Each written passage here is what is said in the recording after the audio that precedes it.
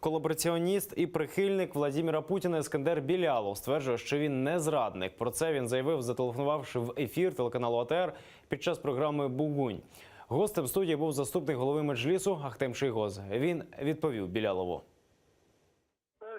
Сілям алейкум, це Ескандер Білялов. Хочу сказати Ахтему, я ніколи нікуди не тікав. Я помру на батьківщині. Якщо буде воля Аллаха, ми побачимося з тобою і подивимося одне одному у вічі. Навіщо мені дивитися тобі в очі? Я нікуди не втікаю, ти це знаєш. Не треба говорити, що я втікаю. Я ніколи не був боягузом і не буду. Не треба демонструвати свій героїзм мені. Продемонструй його народу. Що мені з того, що ти кажеш?